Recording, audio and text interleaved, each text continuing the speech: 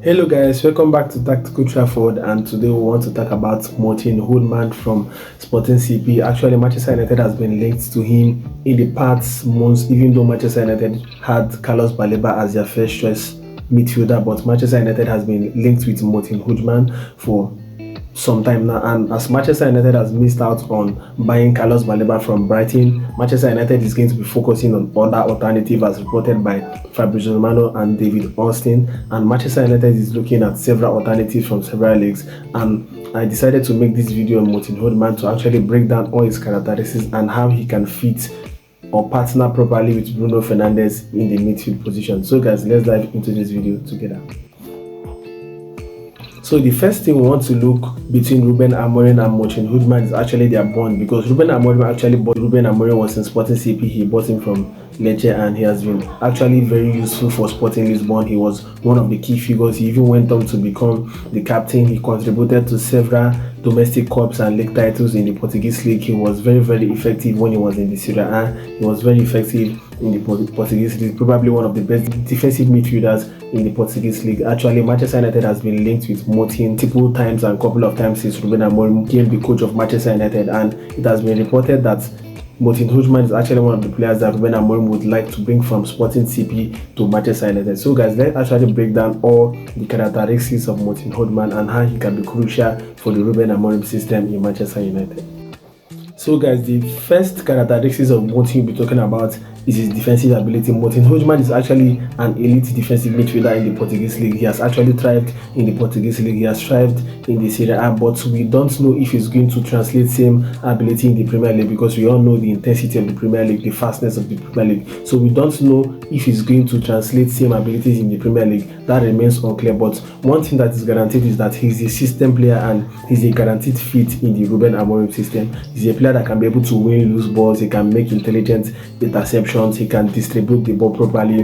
And one of the unique abilities of Morten Hjulmand that I like a lot is that he's very intelligent in the sense of that he picks the right moment to carry out every function or every characteristics. He knows the right moments to press high. He knows the right moment to make those switching of play. He picks the right moment to make interceptions, to make tackle, to switch the play. And he's the player that he's a controller on the pitches. He plays similar to Fernandes in Manchester City. He knows how to refine the ball. He's very patient in possession. As you all know, Rúben Amorim always emphasizes for his midfielders to be more patient in refining the ball, more patient in trying to keep possession. And that is exactly the kind of player Morten Hjulmand is in Sporting CP. He's a player that likes to refine the ball, to keep the ball, he's a player that actually likes to keep it simple. He doesn't like to over-excite. He's not an overly exciting player or a very flashy player. He's a player that is not as progressive as the like of Declan Rice and Moisés Caicedo or Carlos Baleba, but he's a very intelligent player. He has a lot of defensive prowess. I know that he's a player that can be able to succeed in Manchester United under Rúben Amorim. So guys, let's dive into all his key stats on all his defensive abilities from last season. Sorry guys for interrupting the video. I wanted to beg you guys for a favor. I wanted to get up to 1k sub before the end of August. So I want you guys to help me to subscribe to Tactical Trafford. I see many people view my videos but they don't subscribe to Tactical Trafford. I want you guys to smash that subscribe button and like this video. I want you guys to help me to achieve this landmark as we grow as a community.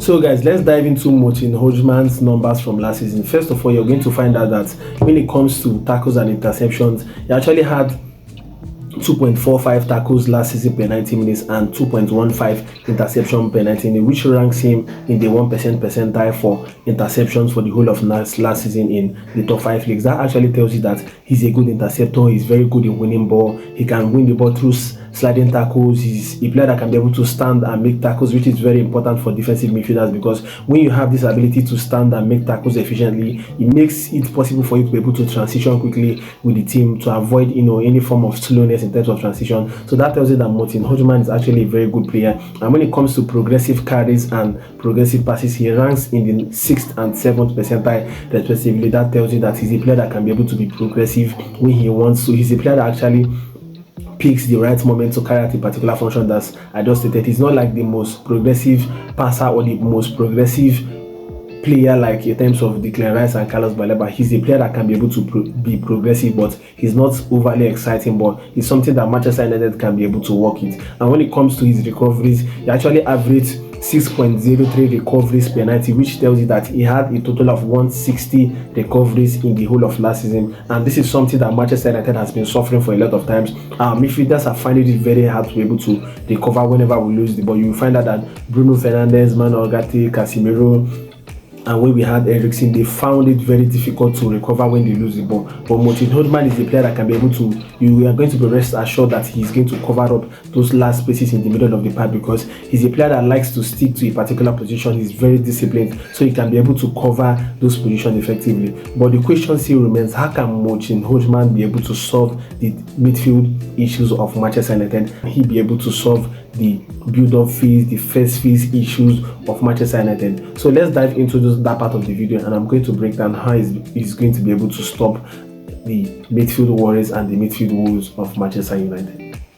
So guys, when you're talking about the midfield issues or midfield worries of Manchester United, the first issues we are having when it comes to the midfield is the build-up phase or the first phase. And when it comes to the first phase, you're going to find out that Manchester United are finding it very hard to build up because we lack press-resistant midfielders. And let me make something clear: Morten Hjulmand is actually not the most press-resistant player, but he's a player that can be able to do his job very effectively. He's a player that can be able to recycle possession effectively. Like in the footage I'm going to show you, you're going to find out that in a situation whereby Ugarte and Delete is playing and is going to move into the midfield where the central backs are going to split wide, you're going to find out that even Atabayanda is going to he doesn't trust Ugarte and Matthias Delete enough to give them those balls, because one of the strategies that Rúben Amorim uses to build up is that he invites the opposition to press and then he plays the ball into the press and then use quick combinations to beat those press. But you're going to find out that most of the times these goalkeepers don't trust these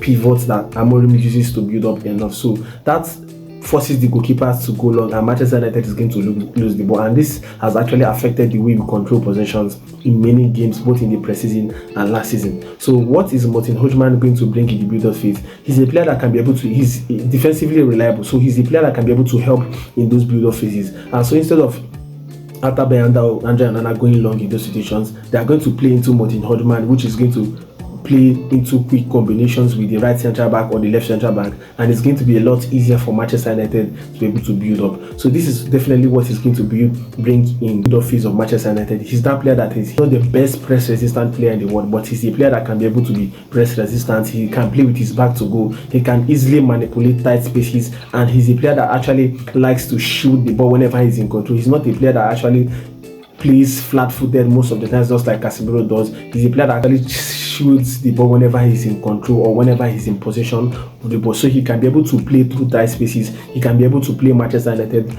through that build-up phase. So this is definitely one of the issues he's going to be solving in Manchester United by making us effective in our build-up phase. And also, how is it going to affect other parts of Manchester United play? When it comes to solving midfield issues, we all know that Manchester United midfielders has been finding it difficult to cover a lot of large spaces, finding it to make tackles, interception. Morten Hjulmand actually is a very intelligent player. His high interception numbers actually shows you that he's a player that knows when to cut off transitions, he's a player that knows when to tackle, a player that knows when to intercept. And because of his ability to win tackles high up the pitch and to press high, it is going to give Bruno Fernandes the room to go forward, to contribute in so many good contributions without having to worry about space that will be left behind, because most of the times you're going to find out that there's a lot of space between the midfield and the defensive unit. So Morten Hjulmand is the player that can be able to cover those last spaces and make sure that there are no spaces in the midfield, and he's going to make Manchester United more compact because he's very disciplined. He's a player that actually holds his position and give the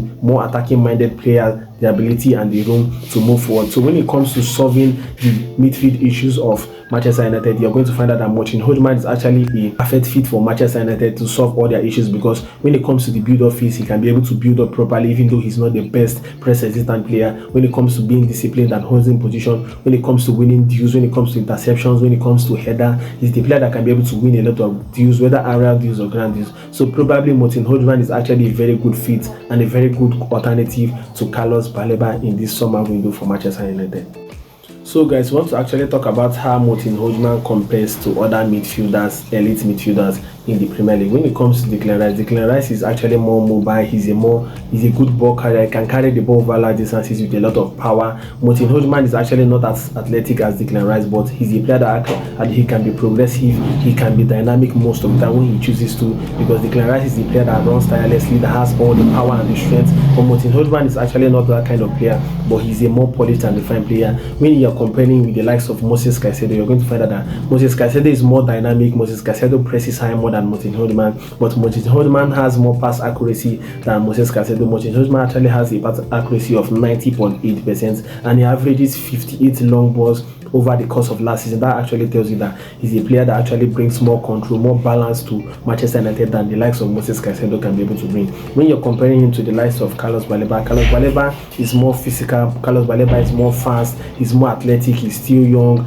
and he actually has a lot of flaws in him, even though he's actually very, very good. He has a lot of high potentials. But when it comes to Morten Hjulmand is actually a player that is more polished, he's more defensively reliable than the likes of Carlos Baleba. And even though Morten Hjulmand is not actually going to make the headlines like likes of Rice, Moisés Caicedo, Mac Allister, Carlos Baleba, but he's actually a very good player. He's going to be a great tactical fit for Manchester United and Rúben Amorim.